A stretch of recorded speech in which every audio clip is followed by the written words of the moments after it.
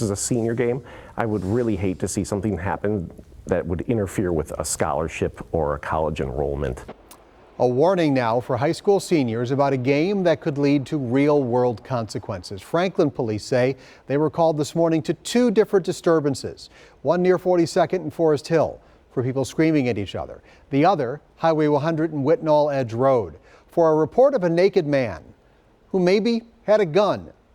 Turns out both of them were tied to the game known as Paranoia, where teens are trying to spray each other with water guns. Logan was involved in one of those incidents. Officer Gary Wallace is warning students like Logan to think twice. TMJ4's Megan Lee spoke to both of them to learn more about what happened.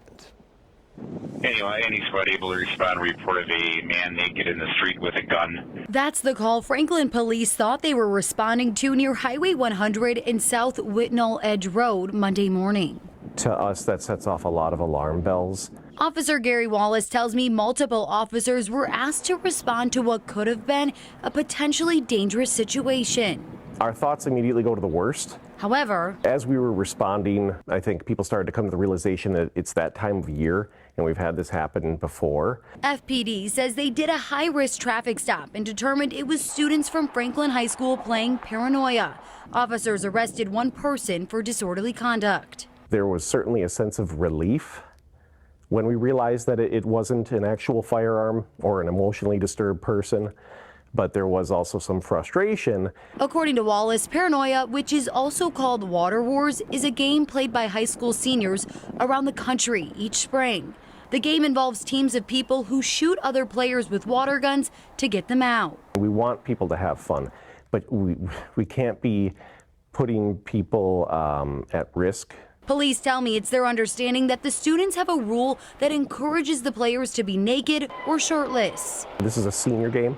I would really hate to see something happen that would interfere with a scholarship or a college enrollment. Franklin police were also called here to 42nd and Forest Hill, which is not far from Franklin High School. According to police, a neighbor called saying there were multiple shirtless people outside threatening to kill each other. Some people come out here and just be reckless and very loud and stuff like that. Logan Bone tells me multiple seniors from Oak Creek were outside this morning trying to get him out of the game. I went and apologized to most of my neighbors and I just gave them the whole rundown of what was happening. Are you and your friends going to change the way you guys do things with this game now that the police have been called multiple times?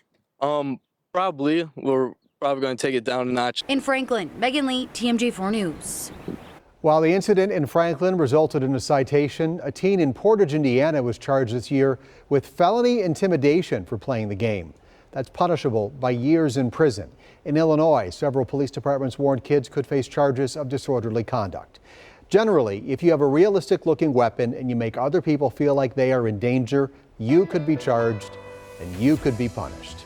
You have been warned.